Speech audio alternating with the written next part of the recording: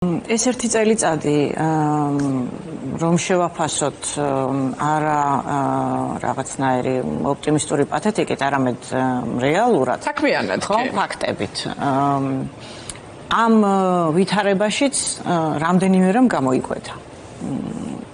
პირველი ჩანს ცალსახად ის, რომ მოლოდინები, რომ რეჟიმს ძალიან სწრაფად დაასუსტებდა და გამოშიგნავდა საზოგადოება, იყო ალბათ ცოტათი გადამეტებული, მაგრამ ამავდროულად მიუხედავად ყველაფრისა ოპტიმისტური სურათია იმის გათვალისწინებით, რომ საქართველოს ისტორიაში თუ არ ჩავთვლით გადასახლებებს და იმ რეპრესიულ მანქანას, რომელიც უბრალოდ პირდაპირ ხოცავდა ხალხს და რაღაცა ანონიმკები იწერებოდა და ასე შემდეგ. მას შემდეგ, ხო, დამოუკიდებელ საქართველოს ამ მასშტაბის რეპრესიები არ უნახავს, არც ინდივიდუალური და ცალკეული და არც სისტემური. და არც აი ასეთი კონსოლიდირებული ხელის მიერ. და ამ პირობებში აღმოჩნდა, რომ აი როგორც ალომემ თქვა, საზოგადოება რაღაცნაირად თითქოს დრეკადი აღმოჩნდა, ხო? ანუ ეს უშიშრობის ზღვარი რაღაც ეტაპზე გადაილახა და იმის მიღმა თითქოს დარჩა მხოლოდ ეს ბრძოლის ჟინი. ანუ აი თითქოს რაღაცნაირად მოგვაწებენ, როგორც სულ პირველი რუსული კანონის აქციები რო ვნახეთ, აი რაღაცნაირად ახალგაზრდები შტურმით რო იღებდნენ ქუჩას და იმად გადმორეცხავდნენ მანქანები და მე ცოტა ხანში ხედავდი როგორ უკან ბრუნდებოდნენ. აი რაღაცნაირად თითქოს ეს დრეკადობა მთელი წელის განმავლობაში გამოყვა საზოგადოებას, იმიტომ რომ ამ ადამიანებს იჭერენ და ხედავთ, რომ იჭერენ გაღიმებული სახეებით, იქიდან ხელს უქნევენ პროტესტანტებს და მე ისევ იქ ბრუნდებიან. ანუ რაღაც მენტალური და ფიზიკური ზღვარი გადალახა საზოგადოებამ, რომლითაც რეჟიმსაც ანახა, რომ ამ რეპრესიებს აქვს თავისი ლიმიტები. კი, რასაკვირველია, ყველა შეიძლება დაიჭირონ და ერთო მათ შეუძლიათ თეორიულად, რომ ყველა 30 წლით დაიჭირონ. რა თქმა უნდა, პოლიტიკური ფასი აქვს. რასაკვირველია. კი, რა თქმა უნდა, უბრალოდ აი ამ მცირე საზოგადოების პირობებში ფაქტია, რომ აი ამ რადიკალურ ნაბიჯებზე საბოლოო ჯამში მაინც ვერ მიდიან.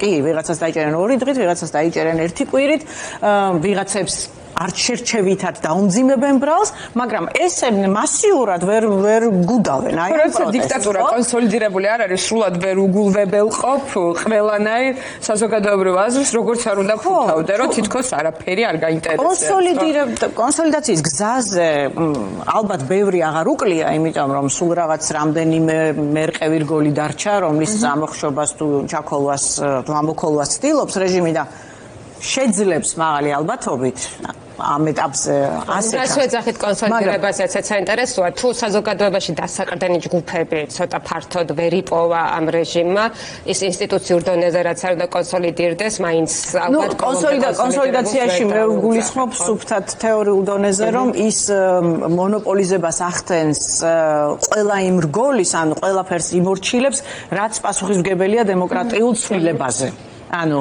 ამას გულისხმობ, ხო, ინსტიტუციებს პირდაპირ და არაპირდაპირ საკონსტიტუციო უმრავლესობა არ აქვს გაფორმებული. ხო, ანუ იმიტომ რომ არც ჭირდებათ ობიექტურად ამ ეტაპისთვის არც საჭიროებაც არ არის, მაგრამ იმას ვამბობ, რომ მას ძალისმიერი მეთოდებით შეუძლია რომ დაგჯაბნოს და მას შეუძლია თქვა ელექტორალური ავტოკრატია შექმნას ისე რომ აი ატაროს ეს არჩევნები და ამ არჩევნებში მაინც ყოველთვის თვითონ იყოს, იმიტომ რომ შეუძლებელია ეს რაღაც ფორმალური გზით გადალახო. ამას მოვიაზრებ მე ვერტიკალის და ძალაუფლების კონსოლიდაციაში და პასუხისმგებელი არა მხოლოდ ფორმალური ინსტიტუტები, არამედ მათ შორის ბიზნესი იქნება თუ ფულის წყარო თუ ძალოვანი უწყებები და ასე შემდეგ. მაგრამ აი ამ წარმოუდგენელი დისპროპორციული ძალთა ბალანსის პირობებშიც, როცა ერთხარეს არის ყველაფერი, მათ შორის წინააღმდეგობის ჩახშობის ძალაუფლებაც, ხო? ანუ ჩვენ პრაქტიკულად თავდაცვის შესაძლებლობაც კი არ აქვს, იმიტომ რომ პირბადებზეც კი გიჭერენ და თუ გინდა რომ აირწინაღი იყიდო, ვერ ყიდულობ, იმიტომ რომ ვისაც შემოქონდა ვეღარ შემოაქ, იმასაც მიადგნენ და შენით გამოიწერ და ვერ გადმოიყვანა. ადამიანები ეძებენ ახლა სმოგია, აწუხებს და ვერ ყიდულობენ, იმიტომ რომ აფთიაქებში არ არის ის კონკრეტული პირბადები. თავდაცვის შესაძლებლობაც კი წაგვართვეს, არა თუ თავდასხმის, რაც თავისთავად თეორიულად დიქტატურაში ლეგიტიმური შესაძლოა ყოფილიყო, ხო? მაგრამ ნუ არ არის ამის ყველა ის გამოგაცადა.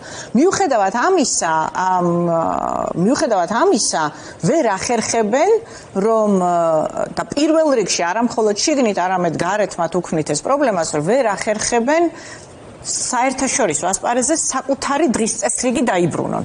ანუ აი ეს პროტესტი, 3 კაცი იქნება თუ 5 კაცი იქნება თუ 2000 კაცი იქნება, ეს ხელშემშლელია, იმიტომ რომ საქართველოს პირველ რიგში ეს ტოვებს საერთაშორისო ყურადღების ცენტრში.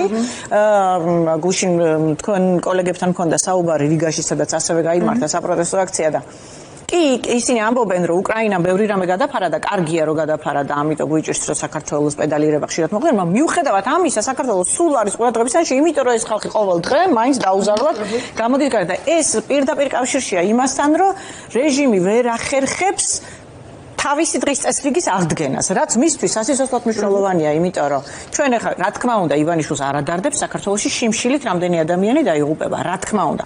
მაგრამ მიუხედავად ამისა, დიქტატურა არის ძვირი სიამოვნება, ანუ მას სჭირდება ბევრი ფული, მას სჭირდება ბევრი ნაღდი ფული, ეს საბანკო ანგარიშების მიმოქცევით არ ფუნქციონირებს დიქტატურები, მით უმეტეს ქვეყანაში, რომელსაც თავისი ეკონომიკური რესურსი პრაქტიკულად არ გააჩნია, თვითკმარი ეკონომიკა არც ერთი კრიტერიუმით არ აქვს, ხო? ამიტომ მას მაინც ადრე თუ გვიან ჭირდება რაღაც ტიპის კომუნიკაცია დასავლეთთან და იქ საერთოდ ვერ აღწევს და პირველ რიგში ამერიკას არის იმედიც ქონდა, იქ საერთოდ ვერ აღწევს და ვერ აღწევს მხოლოდ ამიტომ, იმიტომ კი რომ ხალხი დაარბია მან, ხალხ სხვა რეჟიმებიც არბევენ და დასავლეთი მაინც ელაპარაკება მათ. იმიტომ რომ ეს პროტესტი უბრალოდ არ წყდება. ეს არის რატომაც აწუხებს მას და არა იმიტომ რომ ვინმეს ახლა თავისი რაღაც დაცვის მანქანით გადაადგილება უჭირს.